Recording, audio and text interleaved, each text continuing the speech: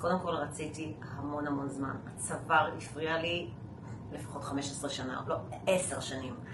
והמון זמן רציתי. אני מתייחסת בזהירות ובעדינות מאוד גדולה לפנים שלי, אז כך שזה לא היה פשוט בשבילי לקבל את ההחלטה.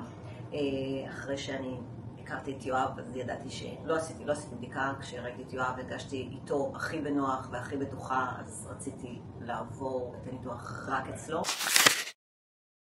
התחושה במרפאה זה של בית. מגיעים לרוזי, רוזי מרגישים איתה שהיא מבינה, היא יודעת, היא רואה דברים שגם אני לא ראיתי, או לא שמתי לב, אז היא כזה מדייקת דברים, אז התחושה היא מאוד טובה, מאוד בטוחה. והיה לי חשש מאוד גדול איך אני ארגיש אחרי. אז כשדוקטור יואב אמר שלא יכאב לי, אני לא האמנתי לו.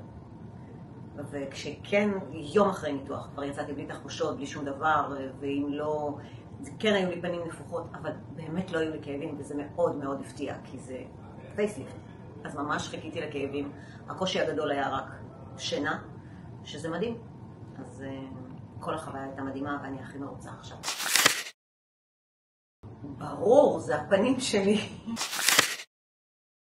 כשכבר נכנסתי לניתוח, האמת היא כבר רגע לפני הניתוח, כשהוא פגש אותי לפני החדר ניתוח עצמו, בהכנות, אז כבר הייתי ממש רגועה. ידעתי שאני בידיים טובות, הייתי מאוד בטוחה. היה לי חשש מאוד גדול איך אני ארגיש אחרי. אז כשדוקטור יואב אמר שלא יכאב לי, אני לא האמנתי לו. וכשכן, יום אחרי ניתוח, כבר יצאתי בלי תחושות, בלי שום דבר, ואם לא, כן היו לי פנים נפוחות, אבל באמת לא היו לי כאבים, וזה מאוד הפתיע, כי זה פייסליפט. אז ממש חיכיתי לכאבים. הקושי הגדול היה רק שינה, שזה מדהים. כל החוויה הייתה מדהימה, ואני הכי מרוצה עכשיו.